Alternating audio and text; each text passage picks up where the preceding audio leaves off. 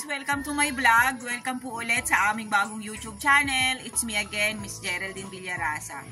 Andito naman po ako ngayon sa San Francisco, Quezon. Opo, malayo na naman po ang aking narating. Ito po yung pinakang dulo na ng Quezon Province. Meron na naman po ako ilulocate na isang property. Siya po ay 3 hectare.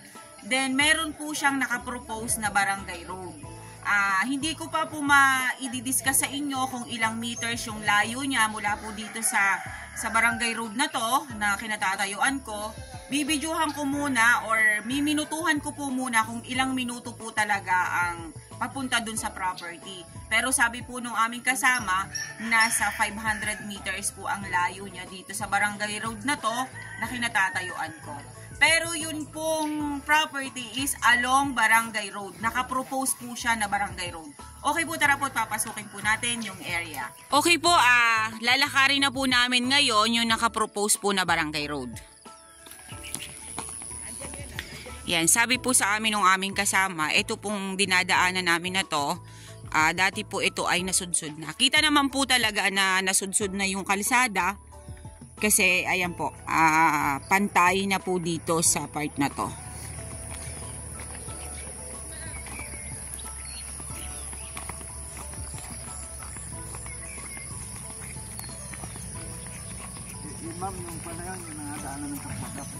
Okay.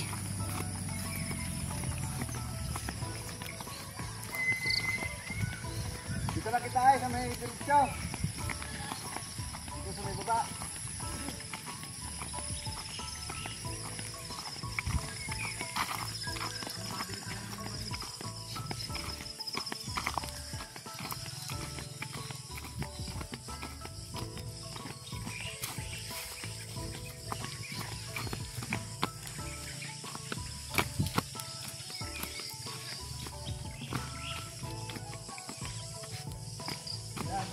Okay guys, nandito na po ako sa property, dito po sa 3 hectare.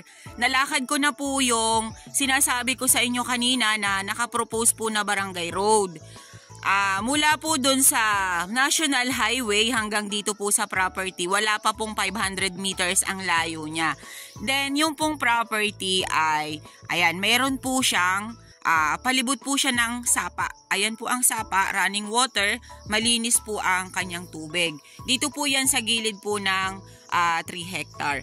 Tara po at iikutin po natin yung property para po maipakita ko sa inyo kung ano ang laman ng 3 hectare na to. Para kung magustuhan man po ninyo, maglalagay po mayroon po kaming details dun sa pagpo-post namin sa YouTube.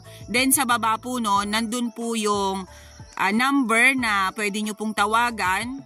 Meron po kaming Viber, meron po kaming WhatsApp. Okay po, tara po at papasukin po natin yung area. Dito pa lang po sa bungad, ayan makikita nyo po, may mga tanim po siyang maisa ngayon. Ito po kasing bungad na to, flatland po siya.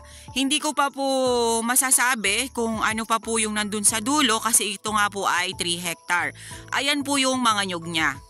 Nagtatayugan po ang mga nyug niya at malalaki po ang buo niya. Hindi po siya naapektuhan ng tag-init nung nakaraang tag-init kaya po malalaki yung buo ng nyug. Ang sabi po sa amin nung aming kasama dito, ang nyug po nito ay nasa more or less is 500 kapuno. Hindi po na natin, kumbaga, yun po ay kalkulasyon lang kasi mahirap po na magbitaw ng salita kung ilang piraso talagang nyug. Pero siksik po ang nyug dito at nakalinyada pa rin po. Ito po yung maisan na tinaniman nila seller. Yan pong naiikutan na yan ng aking camera. Hanggang dun po yan sa may kawayan. Yung kawayan na yon, hanggang dun po ang maisan na yan. Then, ilalim po niyan, ay yung pong ano niyan, nyugan, then ang ilalim po ay maisan. Ayan po. Nakikita ko po ay more on po ay nyug. Pero iikutin ko po ang property para kung ano pa man pong laman nito or may fruit bearings po dito sa loob, mababanggit ko po sa inyo. Pero dito pa lang po sa bungad, talaga pong nyug po ang karamihan. Yan. Yung pong lupa, medyo umiislant po lang ng konti. Ito pong side na yan, ayan o. Umumbok lang po siya ng konti, then pantay na po. Maganda po yung area. Tapos kasagsagan nga pong namumunga ang nyog. Tingnan nyo po kung gaano po karami ang bunga ng nyog dito. Sobrang hitik po talaga siya sa bunga.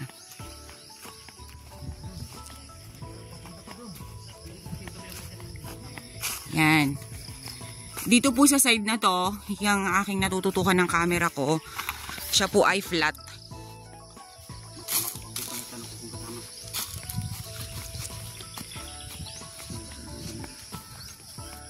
Napakalalaki nga po ng buo ng nyug.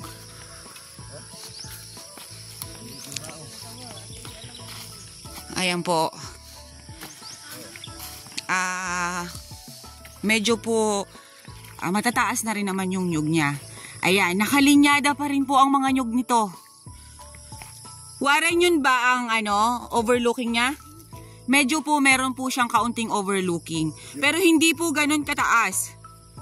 Pupuntahan ko po doon. Yung kalsada man doon madaan sa may overlook. Opo, yung pong kalsada ng Barangay Road, doon po dadaan sa may overlooking na yun.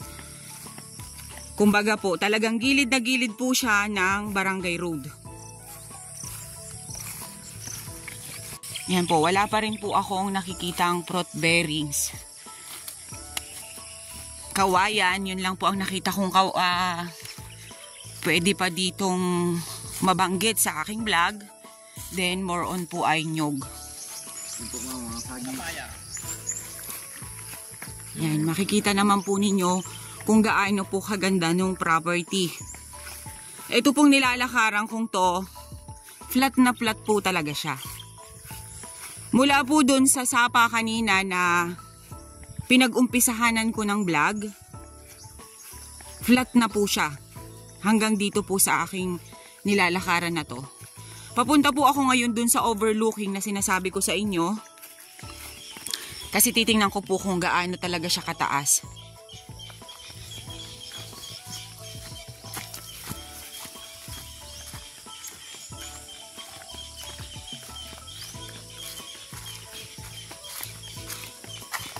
Ganda nung property. Ayan, may nakita na po akong kahoy. Yan, Jimelina. May ilang puno pong Jimelina dito. Then, ayan po, meron na pong Indian mango dito sa side na to. Yun pa lang po yung nakikita kong fruit bearings. Indian mango at saka sa hardwood naman po ay Jimelina.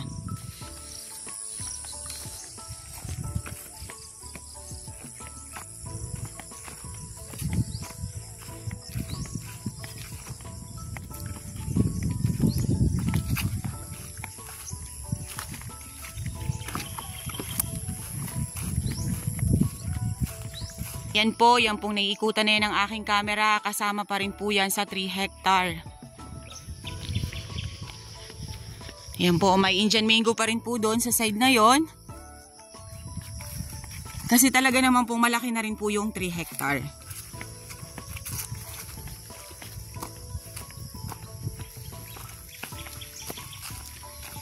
Yan. Napakaganda po nung area, oh. Oh. Hindi po siya nakakasawang tingnan sa dami ng nyog. Hindi lang po ito 500 kapuno. Nga lang po, nagbanggit lang po ako ng 500 kapuno kasi mahirap na po, baka po ako ipagtanimin ninyo. Pag pinabilang nyo po yung puno at nagkulang sa 500, ay baka po ako ipagtanimin ninyo.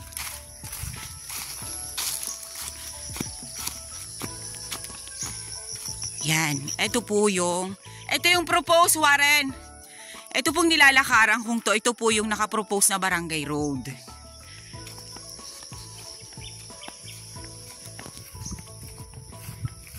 Yan, pupuntahan po natin yung sinasabi ko kaninang overlooking. Pero, napaka-slight lang po ng ahunin niya. Hindi nga po nang hina yung tuhod ko pag akyat dito. Kasi mababa lang po talaga siya. Ayan, meron na po ditong santol sa side na to, malaking puno.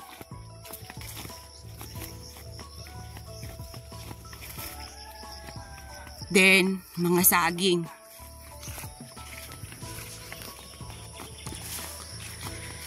Yan. Ito po yung sinasabi nung aking kasama na overlooking.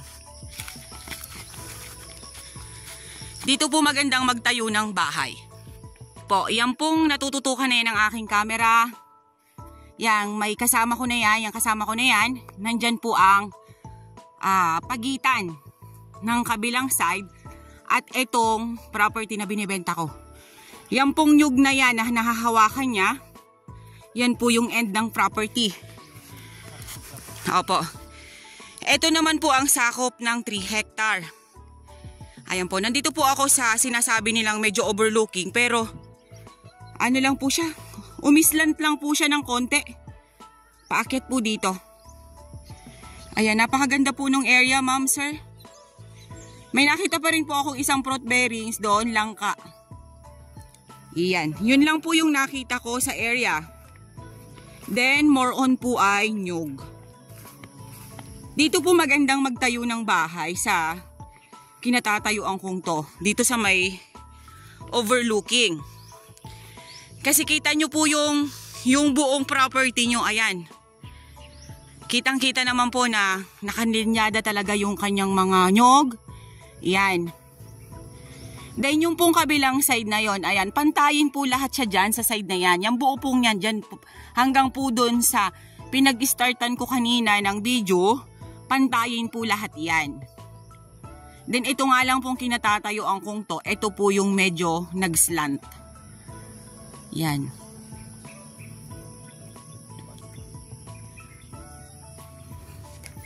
Mataba po yung lupa niya kasi nakita ko po doon kanina sa maisan. Ang tataba po ng mais. Tapos yung nyog niya po ay magaganda po yung tubo niya. Then malalaki po yung katawan ng nyog. Napakaganda po nung area sa totoo lang. Yan, may saging po dyan sa kabilang side na yan. Tumpok-tumpok na yan. Kasama pa rin po yan sa property.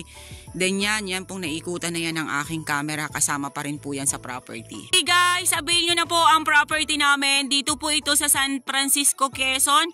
3 hectare along Barangay Road. Sa ngayon po, nilakad ko lang po muna yung Barangay Road. Kasi dati po kasi nasudsud na siya. Hindi pa lang po na tuloy or hindi lang po na isemento ng barangay.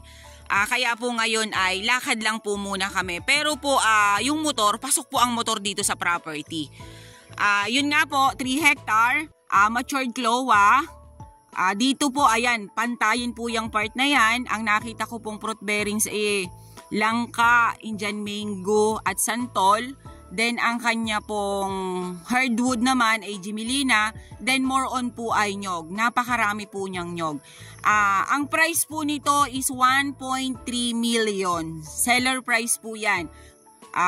Okay guys, ako po ulit ang inyong site locator, si Miss Geraldine Villarasa.